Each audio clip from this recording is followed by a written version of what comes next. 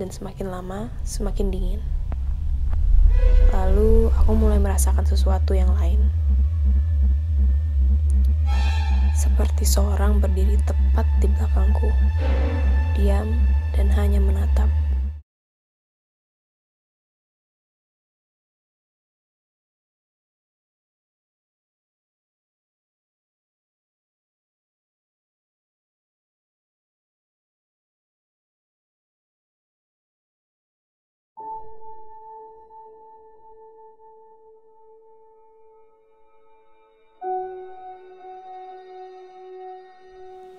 Hai, namaku Anya.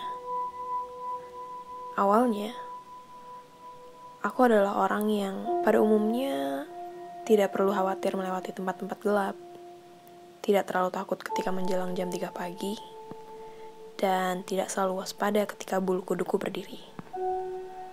Tapi hari ini, semuanya berubah. Ini merupakan pengalaman pertamaku, dan dari sinilah perjalanan astralku dimulai. Hari itu sedang jam istirahat sekolah. Aku masih duduk di kelas 2 SMP. Kelas sedang kosong karena semua siswa sedang berkumpul di kantin. Karena ini memang istirahat jam makan siang. Berhubung semalam aku tidur terlalu malam, aku memilih untuk tetap di kelas supaya aku bisa memejamkan mata sejenak. Lumayanlah, 30-60 menit untuk tidur sejenak, pikirku. Aku mulai meletakkan tanganku di meja dan menyandarkan keningku di sana. Lalu, aku pun terpejam.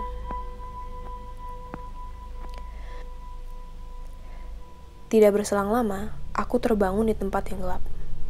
Tapi bukan di dalam kelas, dan bukan di siang hari.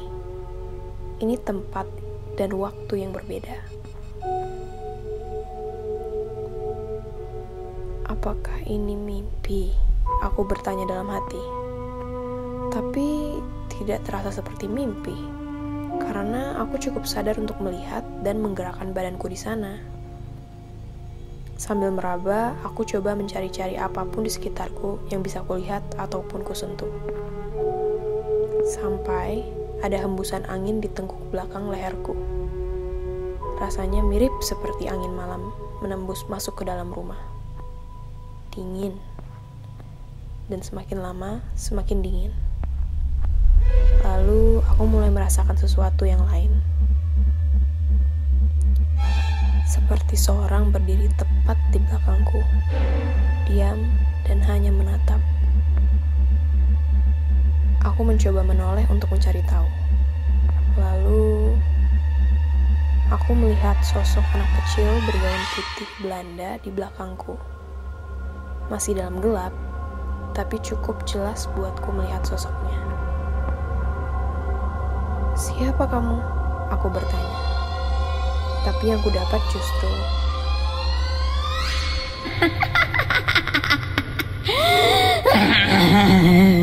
aku langsung berlari sekuat dan sekencang yang aku bisa. Berlari tanpa arah menjauh dari sosok anak kecil itu. Namun semakin jauh aku berlari, suara tawanya semakin kuat sampai membuatku ketakutan dan hilang keseimbangan. Aku terjatuh. Cukup telak sampai wajahku menghantam tanah. Tanpa memikirkan rasa sakitnya, aku segera menoleh ke belakang. Apakah dia mengejarku? Suara tawanya hilang. Di mana dia? Di mana? Ah, jangan mendekat. Pergi. Pergi.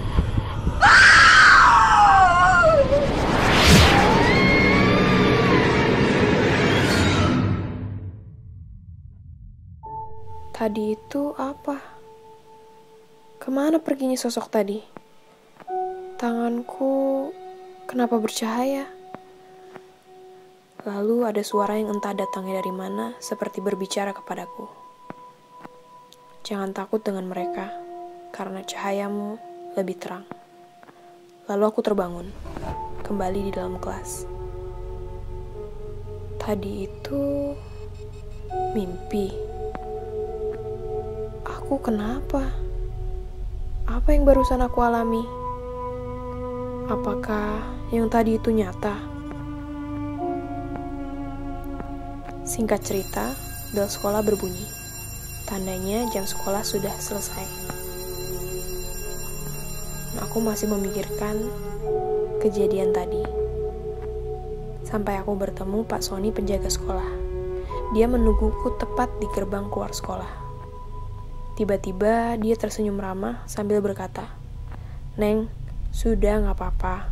Neng tenang aja. Tadi neneknya sempat marah. Jadi saya obatin cucunya yang bolong badannya gara-gara Neng. Lain kali jangan galak-galak ya, Neng." Mendengar itu, aku cuma bisa terdiam. Aku bertanya-tanya dalam hati. Maksudnya Pak Sony apa? Siapa yang marah? Cucu siapa yang bolong? Ini sebenarnya tentang apa? Belum sempat terucap semua pertanyaan tadi, Pak Sony lantas melanjutkan omongannya. "Tuh Neng, mereka tinggalnya di pohon besar itu." Kemudian aku melihat sosoknya, anak kecil tadi dan nenek di sebelahnya. Apakah ini artinya semua yang tadi kualami bukan mimpi?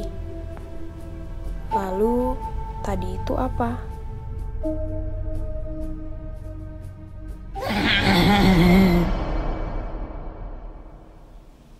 Beberapa waktu setelah kejadian itu, aku baru tahu bahwa yang kualami itu adalah perjalanan mata batin atau astral projection.